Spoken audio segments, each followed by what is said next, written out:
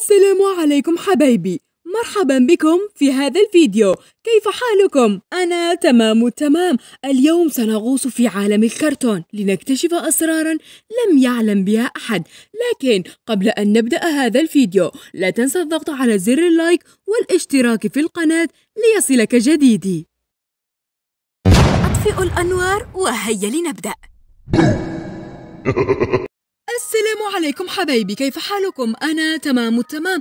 اليوم أحضرت لكم نظرية جديدة عن عالم جامبول المدهش، لكن ليس عن جامبول وليس عن داروين، بل عن الجدة جوجو. وأظن وأعتقد أنكم كلكم تعرفونها. كلنا نعرف أن الجدة جوجو متزوجة من فأر اسمه لوي، وأول ظهور له هو في حلقة الشيك عندما أعطى لجامبول وداروين ذلك الشيك لكي يصرفونه. لكن هذا الفأر الذي يظهر على شكل طيب ولطيف إنه في الحقيقة خائن، فقام بفتح صفحة على الفيسبوك لنفسه وقام بالتحدث مع فتاة أخرى تدعى ماريال. فعندما اكتشف جامبول وداروين الأمر حزنوا كثيرا بسبب الجدة جوجو، لأنها لو سمعت بالأمر ستحزن كثيرا. لكن لحسن الحظ انكشف أمره، لأنها مسكته وهو يتحدث معها فغضبت بشدة وقررت الانتقام من تلك المرأة. معظمكم سيعتقد أنني أتحدث من فراغ، لكن هذا هو اسم الحلقة لكي تتأكدوا. كاتفيش، وهذا المصطلح يطلق على الأزواج الخائنين. المهم سأكمل النظرية.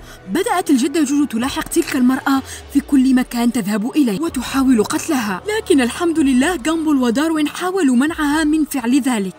لكن الجدة جوجو ليس لديها أي كرامة، عادت لذلك الرجل الخائن. وأنتم ما رأيكم يا أصدقاء لو كنتم مكانها؟ هل كنتم ستسامحون الخائن؟ اتركوا لي رأيكم في التعليقات. فبعد حلقة الخيانة اختفى الجد ليو تماما، لكن في إحدى الحلقات ظهر جامبول وداروين على الكمبيوتر فوجدوا شيئا غريبا، وهو حساب لجدهم ليو. لكن الغريب ليس هنا، بل الغريب أن جامبول قال لداروين هذا حساب جديد مفتوح حاليا وليس لديه أي أصدقاء. فلوهلة بعث لهم طلب، وقال داروين لجامبول أنا ظننت أنه توفى، فبما أنه لا يزال على قيد الحياة هيا لنبحث عنه يا جامبول، أريد أن أراه، اشتقت له. فقال له جامبول ربما يكون حسابا مزيف وليس هو. قال له داروين هيا اقبل الطلب بسرعة، وقبل الطلب جامبول. فبعدما ذهبوا إلى المدرسة قال جامبول لداروين أنني حلمت بأن الجدة جوجو حبست جدي لوي في الفراغ. واستغرب داروين لأنه حلم بنفس الحلم. أعلم أن العديد منكم لم يفهم ما معنى الفراغ. الفراغ هو ما يرمون فيه أي شيء غير مهم في مدينة إلمار.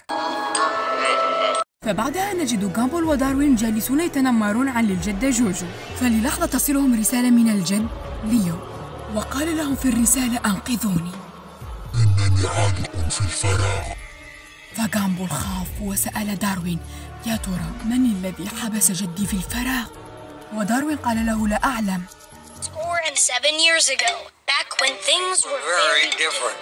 As a young boy, I had no trouble making friends. In fact, I was so popular I got invited to all. في هذه اللحظة كان الجد ليو يحكي حياته لجامبول. قال له أنا لم أكن أعرف جدتك جوجو ولم أرى وجهها إطلاقا، فأنا كنت أحب في السابق فتاة أخرى، لكنني تركتها بسبب أبوها لأنه كان يتبعنا في أي مكان نذهب إليه.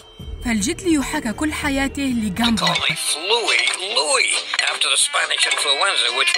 أنا توقعت أن ليو لا يحب الجدة جوجو، لكن عندما كان يحكي لجامبول قصة حياته قال له شيئا جعلني في حيرة.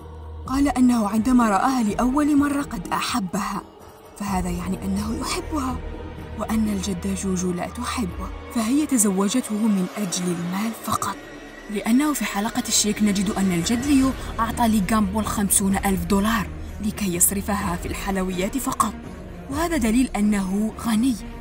لكن الجدة جوجو ضحكت عليه ورمته في الفراغ وأخذت كل ماله، والدليل على هذا هو الحلم الذي حلمه جامبول وداروين في نفس الوقت، وهي أن الجدة جوجو قد قامت برمي الجد ليو في الفراغ. المكان هذا يشبه البيوت، لكنه ليس مثل البيوت يا أصدقاء. كانوا يرمون في هذا المكان كل شيء ليس له معنى وليس له فائدة، والجدة جوجو استطاعت أن ترمي زوجها الجد ليو في الفراغ. ولكي تتأكدوا اسم الحلقة هو الطاقة، وكانت هذه الحلقة أول حلقة يظهر فيها الجد ليو. وكانت الجدة جوجو تمشي بسرعة كبيرة بالسيارة، وكان معها الجد ليو، ففي إحدى اللقطات نجد أن الجد ليو سقط من السيارة، لأن بعد تلك اللقطة لم نجده معها في السيارة. والجدة جوجو كانت تعرف تماما ماذا تفعل، لأنها كانت تقصد ذلك المكان بالضبط، لأن ذلك المكان هو بوابة الفراغ في آخر مدينة إلمور، والدليل على كلام هذا البيت لأنه غير واقعي. وأيضا نجد في عالم الفراغ روب، ويعتبر ملك الفراغ، فهو قد تقابل مع الجد ليو في عالم الفراغ، وهو من علمه كيف يستخدم الإنترنت، لذلك استطاع أن يتواصل مع جامبول. لكن للأسف يا أصدقاء لن يستطيع الخروج من عالم الفراغ، لأنه هو محبوس هناك بسبب الجدة جوجو. يا أصدقاء، سأطرح عليكم سؤال: هل في رأيكم الجدة جوجو حبست لوي بسبب خيانته لها؟ ما الداعي لكل هذه الإشارات في رأيك؟ أتمنى أن تخبرني في التعليقات، وسأتقبل أي فكرة تطرحها. لا تنسى الضغط على زر اللايك والاشتراك في القناة لكي أستمر في تنزيل وأنزل لك المزيد من الأشياء الرائعة والحقائق المرعبة والنظريات المخيفة. باي باي باي باي باي.